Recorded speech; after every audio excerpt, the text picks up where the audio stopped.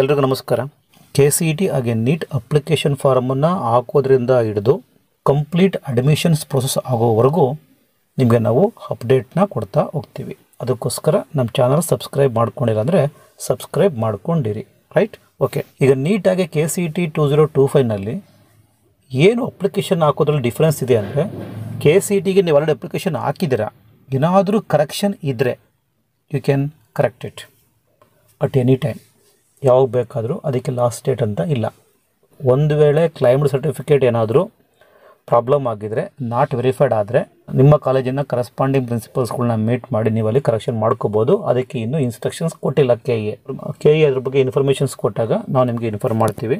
ಈಗ national testing agency neat 2025ಗೆ ಅಪ್ಲಿಕೇಶನ್ನ call for ಮಾಡಿದೆ ಫೆಬ್ರವರಿ 7th. ಓಕೆ, ಅದರಲ್ಲಿ ಏನಾದರೂ ನೀವು ಮಿಸ್ಟೇಕ್ ಆಗಿಬಿಟ್ರೆ ಕೇರ್ಫುಲ್ಲಾಗಿ ಕೇಳಿಸ್ಕೊಳ್ಳಿ.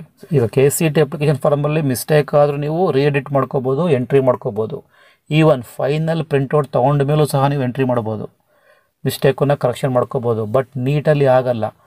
ಒಂದು ಸಲ ಎಂಟ್ರಿ ಮಾಡಿದ್ಮೇಲೆ ಅದನ್ನು ಮತ್ತೆ ನೀವು ರೀಕರೆಕ್ಟ್ ಮಾಡೋದಕ್ಕೆ ಆಗಲ್ಲ. ಬೇಕಾಗಿರೋ ಎಲ್ಲ ಡಾಕ್ಯುಮೆಂಟ್ಸ್ಗಳ್ನ ನೀವು ರೆಡಿ ಮಾಡಿಕೊಂಡು ಅಪ್ಲಿಕೇಶನ್ ಅಪ್ಲೈ ಮಾಡಬೇಕು. ಸುಮ್ಮನೆ ನೀವು ಹೇಗೆ ಬೇಕಂಗೆ ಅಪ್ಲೈ ಮಾಡ್ಕೊಂಬಿಟ್ಟು ಆಮೇಲೆ ಮಿಸ್ಟೇಕ್ ಆದಮೇಲೆ ಕರೆಕ್ಷನ್ ಮಾಡೋದಕ್ಕೆ ಒಂದು ಪರ್ಟಿಕ್ಯುಲರ್ ಟೈಮ್ ಕೊಡ್ತಾರೆ. ಮಾರ್ಚ್ 9th ಮಾರ್ಚ್ 11th ಮಾತ್ರ ಟೈಮ್ ಕೊಟ್ಟಿದೆ. ಎಲ್ಲ ಎಂಟ್ರೀಸ್ನು ನೀವು ಎಡಿಟ್ ಮಾಡ್ಕೊಳ್ಳೋದಕ್ಕಾಗಲ್ಲ. ಎಂಟ್ರಿಗಳನ್ನ ನೀವು ಎಡಿಟ್ ಮಾಡ್ಬೋದು ಅಂತ ಮುಂದೆ ವಿಡಿಯೋಗಳು ತಿಳಿಸ್ತೀವಿ. ಹಾಗೆ ಅಪ್ಲಿಕೇಶನ್ ಅಪ್ಲೈ ಮಾಡೋದು ಹೇಗೆ ಅಂತ ಬೇಕಾಗಿರೋ ಡಾಕ್ಯುಮೆಂಟ್ಸ್ ಬಗ್ಗೆಯೂ ಸಹ ನಿಮಗೆ ನಾವು ಇನ್ಫಾರ್ಮೇಷನ್ ಕೊಡ್ತೀವಿ. ಓಕೆ, ಹಾಗಾಗಿ ಕರೆಕ್ಷನ್ ವಿಂಡೋ ಇರೋದು ಮಾರ್ಚ್ 9th ಮಾರ್ಚ್ 11th ಮಾತ್ರ. ಓನ್ಲಿ 3 days ಮಾತ್ರ ಟೈಮ್ ಕೊಡ್ತಾರೆ ಮಿಸ್ಟೇಕ್ ಆಗಿದ್ದರೆ. ಅದಕ್ಕೋಸ್ಕರ ನೀವು ಈಗಲೇ ಎಡಿಟ್ ಮಾಡೋಕ್ಕೆ ಹೋಗಬೇಡಿ. ಡಾಕ್ಯುಮೆಂಟ್ಸ್ಗಳ್ನ ರೆಡಿ ಮಾಡಿಕೊಂಡು ಕರೆಕ್ಟಾಗಿ ಎಲ್ಲ ಡಾಕ್ಯುಮೆಂಟ್ಸ್ಗಳ್ನ ರೆಡಿ ಇದೆ, ಎಲ್ಲ ಡಾಕ್ಯುಮೆಂಟ್ಸ್ಗಳು ಅಪ್ಡೇಟ್ ಇದೆ ಅಂತ ಅನ್ನಿಸಿದ ಮೇಲೆ ಅಪ್ಲಿಕೇಶನ್ಗೆ ಅಪ್ಲೈ ಮಾಡಿ. ಇನ್ಕಮ್ ಸರ್ಟಿಫಿಕೇಟ್, RD ನಂಬರ್ ಆಗಲಿ, ಕ್ಯಾಸ್ಟ್ ಆಗಲಿ, ವಾಟೆವರ್ ಯಾವ್ಯಾವ ಡಾಕ್ಯುಮೆಂಟ್ಸ್ಗಳನ್ನ ಅಪ್ಲೋಡ್ ಮಾಡ್ತಿರೋ ಎಲ್ಲ ಡಾಕ್ಯುಮೆಂಟ್ಸು ಕರೆಕ್ಟಾಗಿದೆ.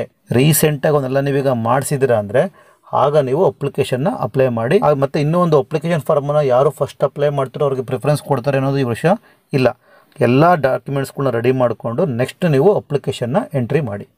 ರೈಟ್, ಇದಿಷ್ಟೇ ಇವತ್ತಿನ ಮಾಹಿತಿ.